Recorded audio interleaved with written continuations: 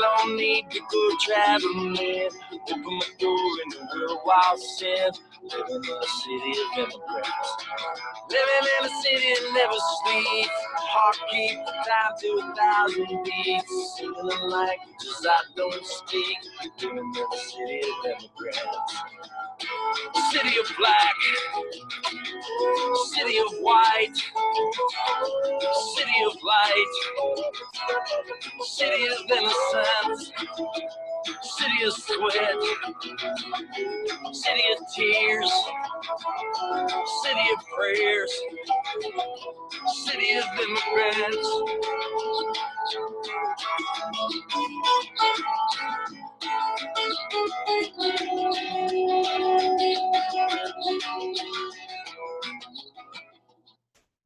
Hi, so I decided to start this presentation with some music and quotes from the Layman book. We were invited with this presentation to give the crux of the chapter, and the chapter was full of fabulous quotes.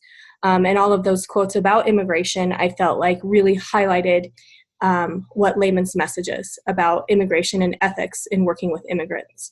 And so I wanted to make sure to highlight them and give you all a chance to read those quotes and to think about them. And so the rest of this presentation, we're going to talk about these 6 points. And I think that they do provide the essence of Layman's message from chapter 6 of her book. But the first one is humans are and always have been a migratory species. Next, we'll look at that we live in a political climate and it's hostile.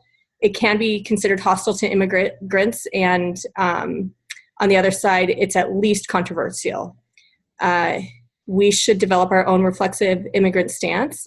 Language on immigrants needs to embody personhood, and people become immigrants through diverse means, and then there are some ethical considerations in doing research with immigrants. So first, humans are and always have been a migratory species. I really like this section because I have a natural science background and I've been interested in human evolution and the movement of humans, and it resonated with me in that we do know that humans move to find better resources, and they have through the history of human species. We've moved to find better places to live, to find better food, to find better jobs eventually once civilizations existed. And we continue to do this as humans, that we are a migratory species. And Layman talks about how at times this concept of moving has been romanticized, but it's also been demonized, kind of depending on your viewpoint and the point in history. And we have to realize that we may have a bias about migration and think about that, how we treat people. And then there was a little section in the book that talked about how this is a global phenomenon right now, and immigration and migration is continuing, and it's something that we're seeing in the world today. So we do live in a political climate that talks about immigration quite a bit. There was that quote by Donald Trump about building a wall. And I'm sure all of us have heard that. And whether you agree with that or don't agree with that, we can, I think, all agree that that's a controversial statement and that it is one that attempts to stop immigration into the United States. Other things that have made it controversial is the refugee crisis that happened in Syria recently. And then one thing that the book talked about as being kind of, I guess, threatening to countries that are wealthier is that we do see that families of immigrants, once they move to the country, there's a discrepancy in the material wealth of the homeland. And so family members want to move. And there's that citation from the book by Maharaji that cites that. So that's a reason why people are immigrating into wealthier countries as well, this kind of wealth discrepancy. And that has made people feel uncomfortable who live in wealthier countries. So one thing that the book did that I just really loved was they developed, the authors, there were 3 authors of the chapter, they developed their own reflective stance. And they talked about how they are immigrants and how their families have arrived in the United States. The book does focus on United States immigration. And so I just wanted to echo what they did and tell a little bit about my own family and my own immigration story from my family. So I do have family that immigrated from England, Sweden, and Norway several hundred years ago. And most recently, the immigrant side that has come was from Italy. And this wasn't even that recent. It was about 100 years ago. But in southern Italy, right around World War I, southern Italy was poor compared to northern Italy, and they were allowed to immigrate out of the country to overcome poverty. And that's what my family decided to do. I have two lines of Italians that decided to immigrate to the United States around the time of World War I. And this is a picture of one of my ancestors. His name is Pasquale Angelati. And he came to the United States in 1906. We have the immigration records, which is pretty interesting.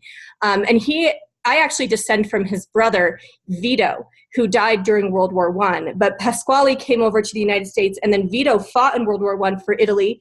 He ended up dying in the war, and his wife came to the United States around 1917, met up with Pasquale, and they got married. But I descend from the kids who were Vito's and the wife's. So that was a pretty interesting immigrant story for me, and it made me think a lot about families who are moving into the United States today to escape poverty, kind of the same thing. And it just situated me and made me reflective about my own stance in immigration because it personalized it. And so the authors did that, and then I did it, and it was very informative for me. So the next thing that the book talks about is language on immigration. There's movements and laws to push it towards embodying personhood, as far as we need to think of people as never being illegal, but acts being illegal. And the immigration language hasn't always reflected that. So it's been used to manipulate fear. And so there is a box, 6.2 on page 125 to 126, that gives you the language that is good to use in talking about immigration and immigration rights. So as we work with immigrants in our research, we can refer back to that to know the good language that's kind of inclusive. So people come to be immigrants through a lot of different ways, and the book talks about all these. There's family sponsorship, employment, refugee. There's this whole thing called the diversity immigrant visa lottery, which one of the authors experienced and came to the United States through this, and he tells his story about that. And then there are the sojourner immigrants, and the book does a really good job going through and talking about these are people who are in the United States for just a short time, and they're going to go back to their country, and they're going to act as ambassadors, they're going to act as connections with the United States, and just really a great way for us to create good relationships with people from other countries who are living here for a short time. And then finally, there's a section on how we should consider ethics in doing research. So there's three main points. Reflexivity, we need to be culturally sensitive within their contextualized culture. And we need to think about access to immigrants. So just real briefly, reflexive means we need to think about scientific trendiness and the culture of the immigrants, and make sure that we are being reflexive on how to represent them accurately, the immigrants that we interview or work with in our research. To be culturally sensitive, there's a whole list of traits that are listed that the authors ask us to use, not just with immigrant research, but also with any research we do. So it's being flexible, having keen listening skill. We appreciate ambiguity, which that's a hard one. I struggle with that one. We're courteous, we're patient, we're respectful, trustworthy, we're responsive, and we have an emphasis on relationships. And finally, we need to think about access to these immigrant populations. We need to use gatekeepers. So if there is a head person in an immigrant family, we use them and we ask their permission first to research somebody, and that's just being respectful to the culture. It also suggested that we meet in public places, but allow for a semi-private space, or maybe like a park and a bench. That's where people might feel the most comfortably. And we think about reciprocity. So we don't need to give money necessarily, but we can think about resources that we can give that might help the immigrant that we're working with. But overall, I just thought this was a fascinating chapter about immigration and ethics, and I'm inspired to do better. I'm inspired to be more reflective on my own work, and when I get to work with these people who have come to our country and who have so much to offer.